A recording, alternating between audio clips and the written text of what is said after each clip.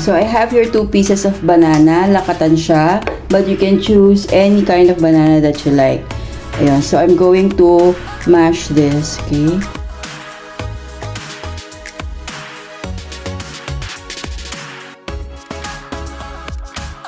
Okay, so easy na yung next step natin. We'll just combine all the ingredients.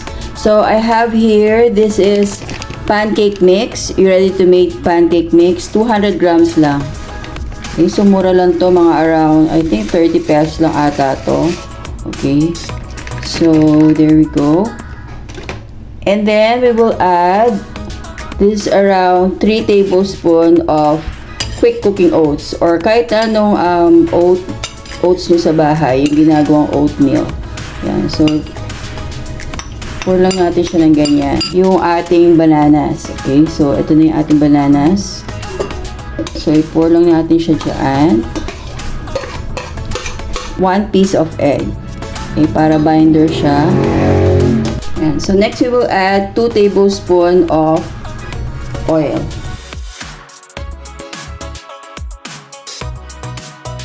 This is 1/2 cup of water. Ayan. Okay, so we'll just mix and combine everything together.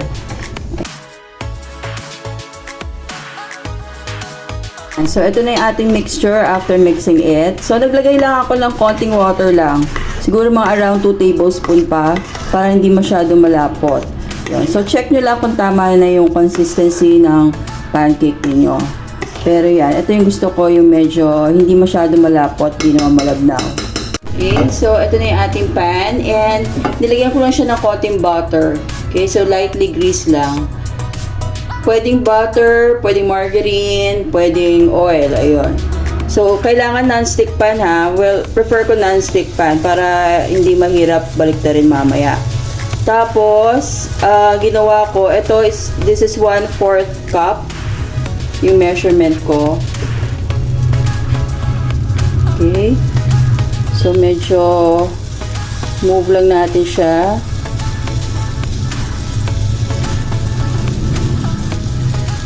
Ayan. So, this is very healthy and, ayun, healthy pancake siya. May banana na, may oats pa. So, ayan na yung pancakes natin after flipping. Ayan na siya. Ayan. So, ito na yung mga pancakes na nagawa ko. So, doon sa 200 grams na pancake mix, nakagawa ko ng 7 banana oatmeal pancakes. Okay. So, let's try to make some toppings para lalo pang masarap kainin. Ayan. So, I made parang a hot cake tower. Ayan. Tapos, naglagay ako ng banana slices sa taas. Okay, and then we will add some maple syrup, pancake syrup, or yon, para lang mas sweeted. Pwede ring honey, yon, mas healthy kapag honey siya. Yan, so drizzle lang natin siya sa taas, like that.